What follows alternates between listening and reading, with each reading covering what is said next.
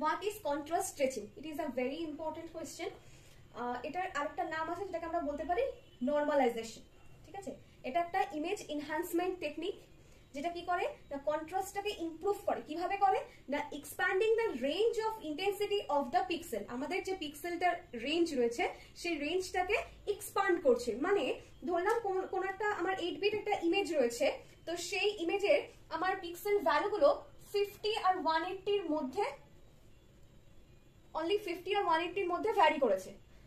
তো সেক্ষেত্রে কোন একটা 8 বিট ইমেজের আমরা জানি কন্ট্রাস্ট গ্রে লেভেলটা কি হয় 0 to 255 হয়। কিন্তু সাপোজ আমি ধরলাম হচ্ছে এই হচ্ছে আমার একটা ইমেজ, তো এই ইমেজের আমি দেখতে পাচ্ছি কি না এখানে আমার এটা একটা 8 বিট ইমেজ, এর ইন্টেন্সিটি ভ্যালু অ্যাকচুয়ালি 0 to 255, কিন্তু আমি এখানে দেখতে পাচ্ছি এখানে ইন্টেন্সিটি ভ্যালুগুলো হচ্ছে 50, 60, 180, 68, 110, 170, 79, 105, 180। তার মানে সব থেকে মিনিমাম ভ্যালু 50 আর সব থেকে ম্যাক্সিমাম ভ্যালু 180। তার মানে এখানে ইমেজটার ভ্যালু 50 to 180 এর মধ্যেই ভ্যারি করেছে।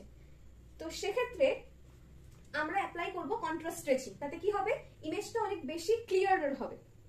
ঠিক আছে, তো আমরা কিভাবে অ্যাপ্লাই করব না আমরা একটা ফর্মুলা আছে এর জন্য লিনিয়ার কন্ট্রাস্ট স্ট্রেচিং এর, যেটা আমি লিখছি S equals to R minus R min by R max minus R min into L minus 1.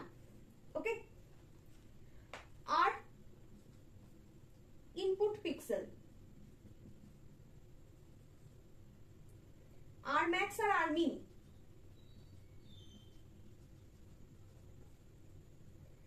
maximum pixel values, maximum and minimum pixel values। আর যেটা S এটা তো আউটপুট, আর Lটা কি, Lটা হচ্ছে নাম্বার অফ ইন্টেন্সিটি লেভেল। তো এই কন্ট্রাস্ট স্ট্রেচিং এর এই ফর্মুলাটা দিয়ে যদি আমরা এই ইমেজটাকে আরো বেশি মানে এই ইমেজটার প্রতি কন্ট্রাস্ট স্ট্রেচিংটা অ্যাপ্লাই করি এবং তাহলে যে নতুন ইমেজটা তৈরি হবে বা সেটার পিক্সেল ভ্যালুটা 0 থেকে 255 এর মধ্যেই থাকবে, সেটা কি হবে, যেটা বেশি ডার্ক সেটা আরো বেশি ডার্ক হবে। Dark areas becomes darker and bright areas become brighter।